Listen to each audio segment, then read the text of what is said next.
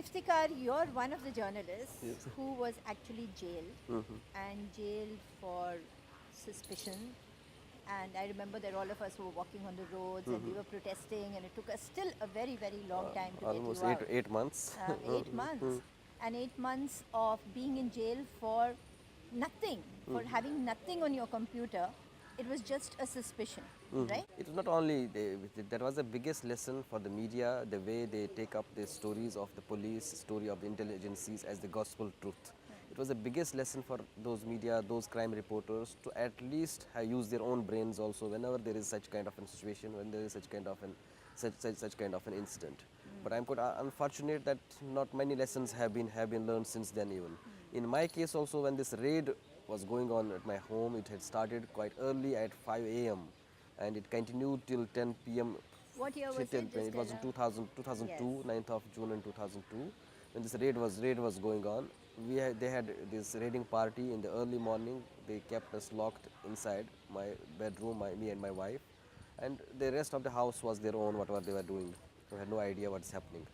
And around in the afternoon, they opened the lock and we were sitting in the lounge. Some of them were watching TV. I think they had completed almost the raid. They were just mopping up.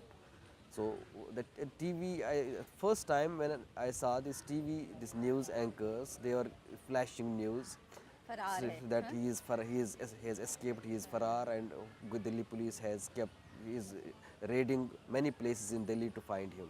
And you were And inside the house. I was inside the house, and that was almost all the TV channels. Many other TV channels had their own other stories. That some had stories that they have found a wealth of some crores of rupees in my home. Some cash has been found. Some jewelry has been found. So then, the first time I confronted these people, that what kind of an incriminating document you have found. I first thought that they have planted something in my home. They were just laughing. They told me that you are also a journalist. You know how the journalists Can you work. imagine?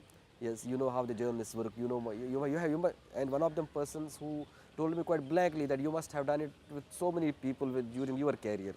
Wow. So it was something a very revolution for me. Then I got calm. I saw that I think they had not found anything. This is just media stories, media. But they had found anything. They had actually planted something. They had found anything, and that what which were actually they were briefing media outside.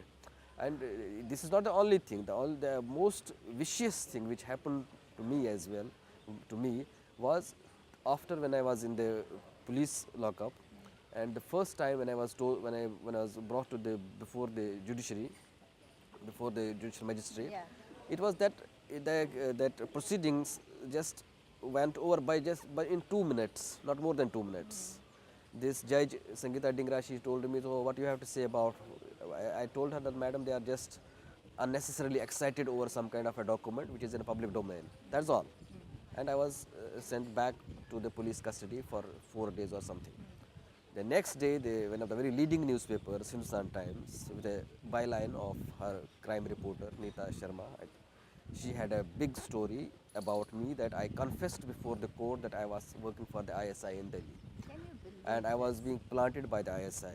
And there were my quotes. That is the most gruesome kind of an thing. If you can say, I think the history of journalism, there were my quotes. That Supposed quotes. are my quotes. Yeah. I telling that my father-in-law Said Ali Sheikh Gilani was so impressed by my working with the ISI that he gave his daughter to me in marriage.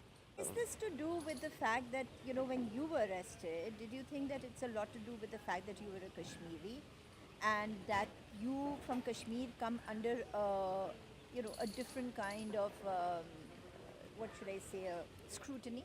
Yeah, due to circumstances, anybody from Kashmir working in Delhi, we are a kind of an suspects, quote unquote. We are being monitored. We know that very well.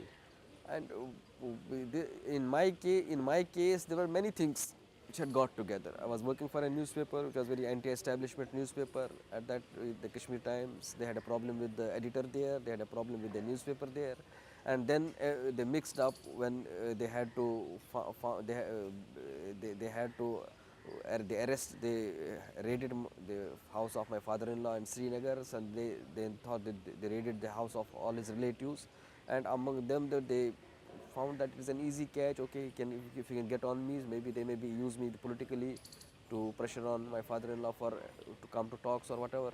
But it's amazing that despite that and everything, you continue to stay here. You Exactly. continue to work here. Why did you do that? You still have some faith left, or is it that you were fighting it out? The first 2-3 months was that when the media here they were lapping up all the stories against me. But I think in my case, after that, when things they realized that there is a fishy, this is a very fishy case, I got a very overwhelming support, and I know the people like you also were in the media, and many other people also who came forward and who supported me. I think that was something which had actually which encouraged me. I think that was something that which I had never expected it would happen. It would happen.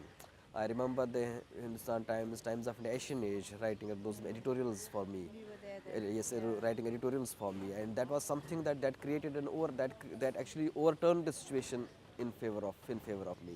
It helps in a way, even when the investigating agencies also, that they started also thinking that they have booked the wrong person, and this was something that actually that gave me a kind of an encouragement. So there is the second side to the story, because you had this terribly gruesome experience. Exactly. You are from Kashmir.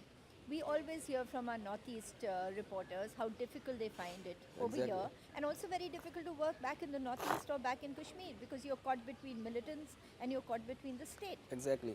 Since I am a Kashmiri, so I have reported on Kashmir and in Kashmir as well.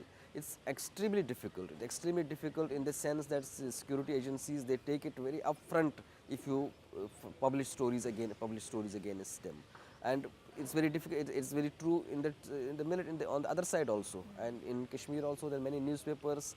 The other side also, they raided and they have humiliated editors. I remember once a very top leader of the Hurriyat asking catching hold of an editor, and a very respected editor, and asking him to walk barefoot in the Lal Chowk in presence of almost in presence of all the hundreds of thousands of people there. The kind of an humiliation, and these things, and it is so it is a kind of walking on a blade.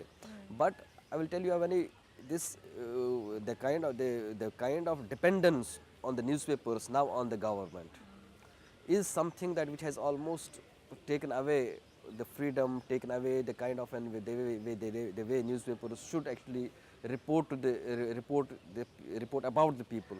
I think the greatest example of that is the Kashmir Times in Kashmir. That it was made a lesson for everybody. In 2000, from 2008, first to 96 to 2003, it was denied advertisements by the government of Jammu and Kashmir, and then from 2008 onwards by the government of India, and from 2010 there was a complete blanket ban on issuing advertisements to Kashmir Times.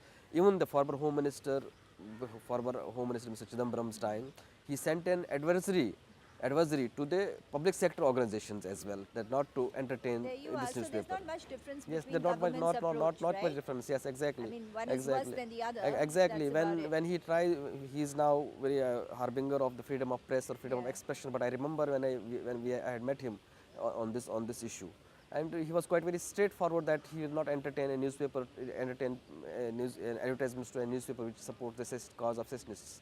Otherwise, the Kashmir Times, owned by the very towering journalist at that time, Ved Bhasin, he was not even a Yeah. Muslim, not even a Kashmiri. Yeah. He was just trying to bridge the gap between Jammu and Kashmir. He was a connecting link between Jammu and Srinagar at that time. In 2008 Amarnath crisis, he was the one who actually played his role, and actually made that possible, that agreement which happened at that time. And if it happens, and this newspaper was bent on knees to such an extent that they had to sell this press in Srinagar Yeah. to sustain. Its circulation from 1.5 lakhs at that time has drastically down now, so a few thousands now. Yeah. So this is Yeah. they have made it an example. I think that all the freedom-loving people, or those who actually watch for the freedom of expression, the rest of the country should stand by But it. I want to end with one question, and that is that despite all that you're saying, you can see that there is a draw, for Kashmiri young people. They want to all join journalism. Exactly. There's a big lot, and I guess to some extent in the Northeast, but not so much there as in Kashmir. Why? It is because that they see that this is the only available forum where they can actually get their grievances out, where they went out these grievances. Despite all the limitations. Despite all those limitations. But this is the only forum left. Other forum is to come on the streets and take the stones in their hands. So it is an alternative to that, and it is a better forum for that. Right. Thank you, Iftikhar. Thank you so much. All the best.